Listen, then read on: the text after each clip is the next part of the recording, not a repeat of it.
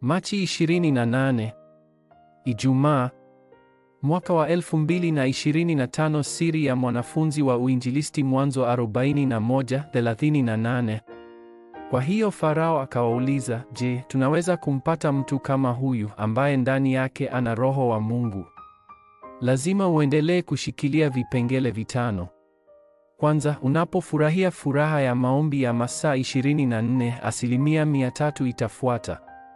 Mtu huyu anajulikana kama mwanafunzi.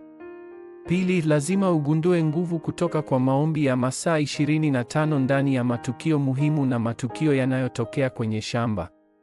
Huu ndio ufalme wa Mungu unaoanzishwa, na lazima iwe hivi ili uwe mwinjilisti. Tatu, unapofurahia umilele, maombi yanakamilika, utandawazi utatokea na kuwa mtu anayetekeleza utandawazi.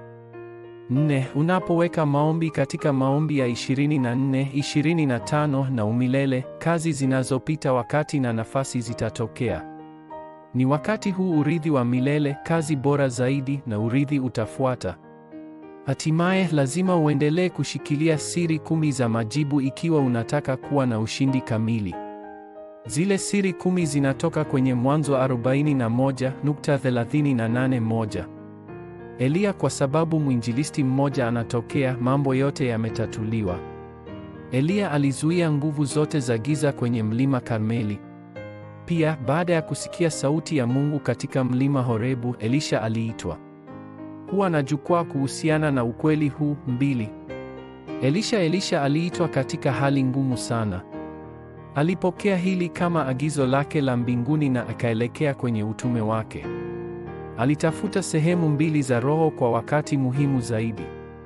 Pia alitekeleza harakati ya Dothani. 3.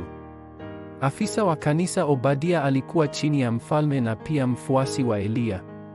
Alijificha na kuinua manabii 100.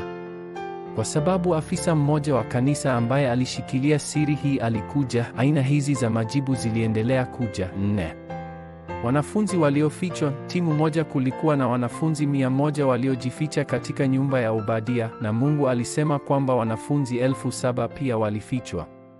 Eliya na Elisha walipokea agano hili, na hii hatimaye iliongoza kwenye harakati ya Dothani. Unapoanza kufurahia baraka hii, utakuja kuona njia ambayo imesemwa katika Biblia. Kama huwezi kupata njia hii unapofanya ibada, ina maana kwamba unatembea katika njia isiyo sahihi ya imani. Ni lazima uende kutoa ibada kwa moyo wa dhati, na jibu lazima litokee katika hili ombi la agano. Mungu Baba, leo iwe siku ya majibu. Leo iwe siku ambayo nguvu za giza za ulimwengu zinaanguka. Leo iwe siku ambayo milango ya remnant ulimwenguni kote itafunguka. Katika jina la Yesu Kristo ninaomba. Amen.